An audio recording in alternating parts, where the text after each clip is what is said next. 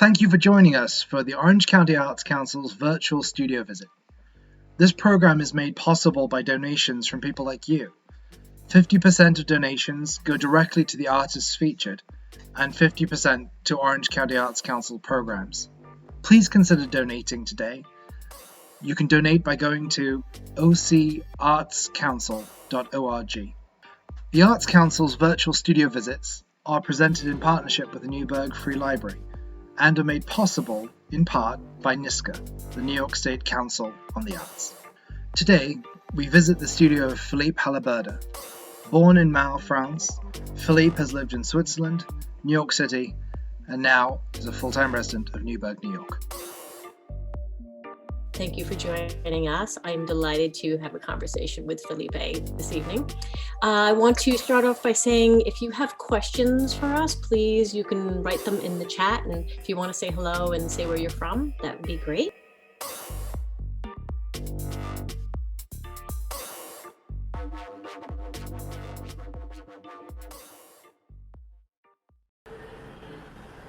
Hi everybody, welcome. I'm Phillipe Halaburda. I'm an artist who is living in Newburgh since September, and this is a preview of my studio here at Wireworks, the new building on South William Street. So it's not a very big space, but I'm able to use it as my creative space, and also it will be a storage space. So you can see on the wall some works from the last years, from my production done in New York, when I was in New York. And works on paper, some canvases, and as you can see, I mix painting, acrylic painting, and tape. This is my new medium since almost 2 years now. So I was showing works with mixing acrylic painting on tape. So I'm currently in the studio.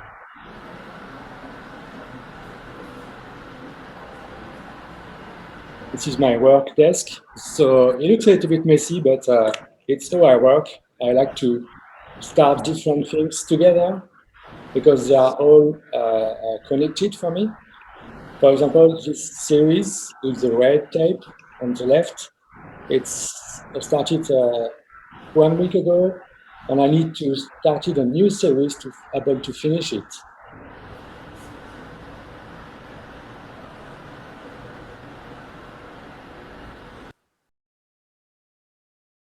Are these works in progress of you that we're showing? Some of them, yeah. I like to also sometimes look a little bit on my work, what I did the last months. Because to be honest, I moved to Newburgh in September, and I didn't have a studio until January. So I didn't really practice this last month. So I'm starting to find my new space here and to make new series about psychogeography. So I guess you notice I'm from France. I moved to the US in 2016. At this time, I was representing in different galleries in America, in New York. That's why I came. And to make this transition between France and New York has been a huge change in my life because it's something I didn't really anticipate it. I didn't even imagine to live in the US one day in my life. I just follow my artistic intuition, artistic practice, and I decided to quit France and to move here in New York. But because you were showing here, you had gallery connection here, and that brought you. So all the works you can see in the studio here, or even in Newburgh, have been done in the US. I left everything in France. When I moved here, only had some paintings, canvas, not so much, but I came with nothing basically. In the goal to create something new, to provoke something new. And it's something who happens a lot. So I can show Wait, you so full what brought you paintings. from, oh, I'm sorry. What brought you from, you were living in the city and now you came to Newburgh. What brought you to Newburgh? I was in New York the last 4 years, and 2020 has been a very special year for all of us. And I wanted to leave the city for a while because of the COVID, because of the pandemic mainly. And I decided to come to Newburgh because I like Newburgh in a way because I can see the historical part of the town. For me, there is some parts who reminds me a little bit European cities. I can see old architecture, the history is visible. And when I moved to Newburgh, I didn't really know people here.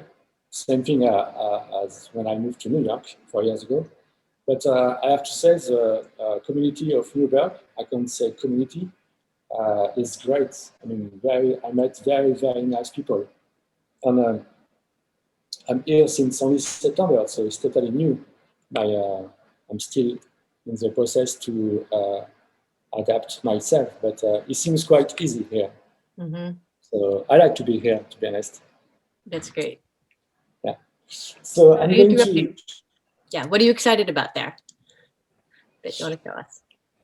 And I'm going to show you through works the years of transition between 2015 until now. You can see how changing my environment has affected my style, my creativity. So, for example, this series, it was in 2016. I was starting to, I can make a close-up. You can see the details. Are you working on acrylic here? Yeah, I always work on acrylic. On paper? Yes. And I like to work on different kind of medium, paper, canvases. But when I work, I do everything in a very spontaneous way. I mean, when I do this, for example, I don't do any sketches. It's just intuitive, spontaneous process. On this work, I did it. It was my first time in New York, 2016, and it's one of the first artworks that I tried to assimilate the cities, assimilate the energy of New York. Because you talked about your work is these work are about psychogeography. Yeah. And did you want to maybe explain that? Because I don't really know a lot of people who are working that way. So I start to talk about psychogeography because I have 25 years of practice as a painter, and I always work in a very intuitive way, spontaneous way, with a desire to not control what I was doing as artist, to produce something unexpected. And years after years, I realized, because I lived in different places, I realized living in a different environment, it could be a urban environment, it could be a natural environment, influence my palette, my colors, and even my composition. When I started to paint, for example, it was figurative and it became abstract years after years. Today it's totally abstract. And before moving to New York, I was in south of France, and my palette was totally different from here. From here, when I say New York or Newburgh, my palette was more light, bright colors. My work was more organic. I didn't make so much lines as today. For example, I can show you.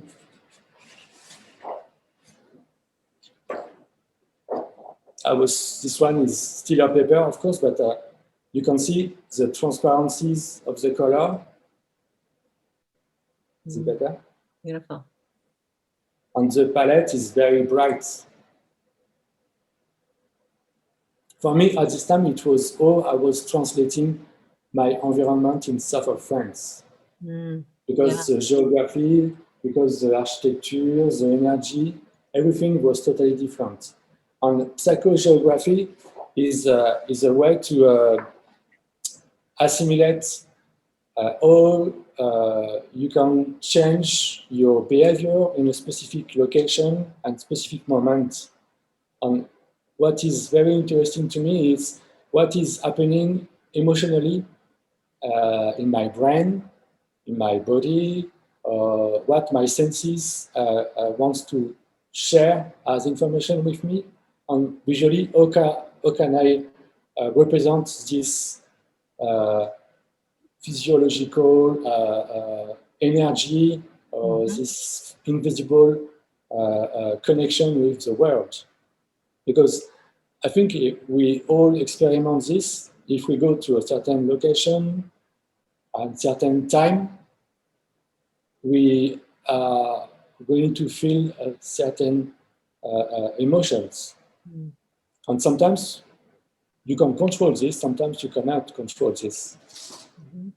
And I realized, me personally, moving to the US, moving to New York, in a city where the geography is very specific, with the grid, for example, this rigorous architecture, really affected my creativity, my work. For example, I can show you.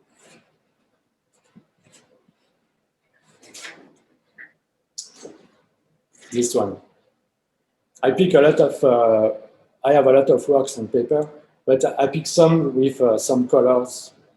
So this one, it was in 2017. I was living in New York. In a way, it's a kind of chaotic interpretation of the grid of the city. Not only Manhattan, but for me, New York is made of a huge grid. I can make closer. So here I combine acrylic painting. There is no tech for the moment, but I bring colors in a different way. Oh, that's beautiful. Somebody writes here of the gray, white, and silver, the icy Hudson River in the winter. Are they inspiring you now? Probably, yeah. That's why also I wanted to move to another place, because I need to, as artist, I think I need to change my sources, because my sources is coming from my environment, my life environment. Ideally, I would like to travel around the world, to be honest. This is my dream. And to see in different locations, places, countries, what will be the impact on my style, on my palette, on my composition. Yeah. And so, and to do that, to be able to transmit and to translate this in art, if I'm still talking about psychogeography, you need to be in a certain total no control of yourself. That's why they call, control of yourself. They talk about drifting, like a let it go. I was looking for the word, a certain let it go, to be able to receive a lot of interactions with your environment, not only with human, also with animals, objects, trees, everything.